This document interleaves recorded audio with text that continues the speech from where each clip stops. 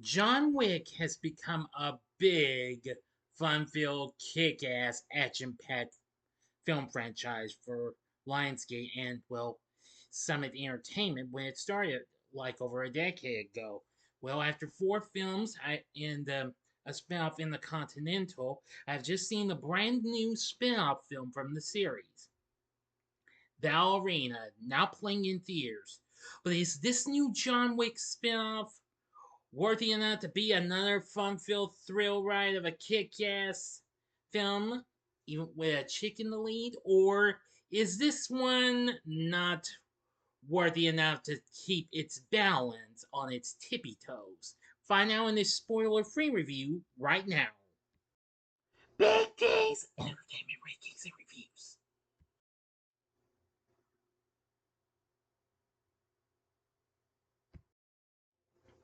So, greetings, my fellow YouTubers, and welcome to Big D's Entertainment Rankings and Reviews. My name is Gabriel Byrne, known to as the Big D, and this time around I bring to you a spoiler-free review of the 2025 action thriller flick Ballerina, marketed as Ballerina from the world of John Wick, or, well, actually in the other way. This is the fifth overall installment of the John Wick franchise, serving as a spin-off set between the events of John Wick Chapter 3 Parabellum and the more recent John Wick Chapter 4. Directed by Len Wiseman and written by Shay Hatton and released by Lionsgate, the film stars Ana de Armas in the lead role, along with Gabriel Byrne, Catalina, Sandino, Moreno, and Norman Reedus in supporting roles. Among those reprising their roles from the previous films include Anjelica Huston, Ian McShane, the late great Lance Reddick in his final screen appearance, and of course Keanu Reeves. Anyway, now this film's gotten some pretty good response, but not as good as the other four John Wick films, though. Anyway, the story starts with Eve Macaro, the daughter of two assassins, Javier, a Kikamura of the Ruska Roma, and his unnamed wife of the cult. When Eve was a girl, Javier betrayed the cult and went on the run with Eve, leading to the death of Eve's mother. As the cult's chancellor wants to retrieve Eve, the cult assaults her residence, killing her guards and fatally wounding Javier, who helps Eve escape. New York Continental owner Winston Scott brings Eve to the Ruska Roma, where Eve speaks to their director and agrees to join them to avenge Javier's death. Over the next 12 years, Eve trains as a ballerina and a Kikamura assassin bodyguard under the direction, well, the director and Nogi, excuse me. And then she meets John Wick, who unsuccessfully advises her to abandon her violent path. But however, she just goes for it. But anyway, that's all the story I will give to you. I'm not giving you no more because I will not be a loose lips for this whole story because then it will ruin everything because this is a spoiler free review. Yes. Now, of course, aside from having a different director, Chad Stahelski, who helmed the other four installments of John Wick, was confirmed as just producer, so they brought in Len Wiseman, who, of course, I've heard the name before. This is the person who was responsible for the Underworld franchise, as well as Live Free or Die Hard, and the 2012 remake of Total Recall. Anyway, I am going to say the film's pretty good with its action and what have you. While this film isn't quite close to being on par like the other four John Wick films, nevertheless, the film still proves to have a little bit of the kick-ass feel to it in it. Now, so far, it's done okay, making 10 million, but it's still got to prove to get more to make it past on its 80 to $90 million budget. If Lionsgate's going to make a comeback now, considering their last couple flicks have been big disappointments. But anyway, the reviews on Rotten Tomatoes, its score is way lower than the rest of the franchise, at only 75%, but however, certified fresh, saying equipping a steely Ana de Armas with creatively brutal action choreography and a pleasingly kooky origin story. Film parallels, if I mispronounce that, I apologize, gracefully onto the Wick versus center stage. Metacritic was mixed though, with having a score of 59. Audiences polled by CinemaScore gave it an A minus, and those surveyed by PostTrack gave it an 87% positive scores, with 79% saying they would definitely recommend it. Alison Wilmore Vulture gave it a good review, saying it's absurd and thrilling and gorgeous. And I don't know what got us there, but while the film doesn't start off as a real John Wick movie, it sure ends as one. I agree on that, yes. Now, Clint Gage of IGN wrote, it's a spin-off that knows why the John Wick series has been so successful and both effectively follows the rules while adding to the ever-expanding world. While it takes a good portion of its screen time to find confident footing, when the second half gets moving, the energy is undeniable as the film becomes one funny, bloody, and creative fight scene after another.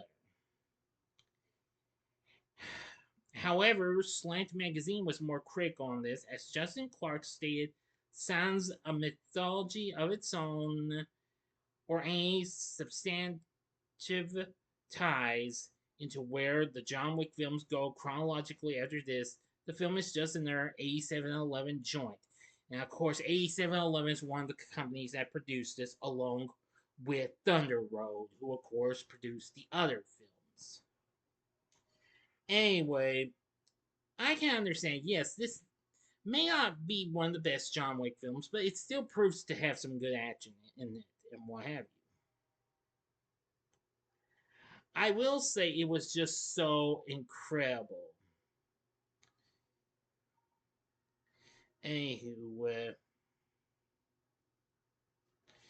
well, soon they did have to work on additional action sequences and what have you before the film was even supposed to be released last summer, but got postponed. Anyway, but they still managed to pull it off. They have Tyler Bates and Joel J. Richard on board to do the film's score. And I will say it's pretty good and what have you. I think it proves to have some pretty good kicking action and all that jazz. Yeah, you gotta love how that proves to be good. The story's not too bad. I mean, ran my Shay Hatton, which that wasn't too bad either. Yeah, I just will say the story kind of starts okay and what have you. Maybe not like the other John Wick films, but still proves to make up for it when it gets to the later acts and what have you. Especially the final act, which really is intense. For our cast, we have playing Eve is Ana de Armas, who actually recently appeared in another film with Keanu Reeves, and that was the film Knock Knock. She was also in War Dogs, No Time to Die, and Ghosted, which that was a recent Apple TV Plus film, which wasn't too bad. Anyway, so yeah, she's really good in her performance. Anjelica Huston reprises her role as the director. Of course, it's the leader of the Ruska Roma. Pretty good. Gabriel Byrne plays the Chancellor, who is the main antagonist of the film. Well, he's not too bad. I thought he was good in ways.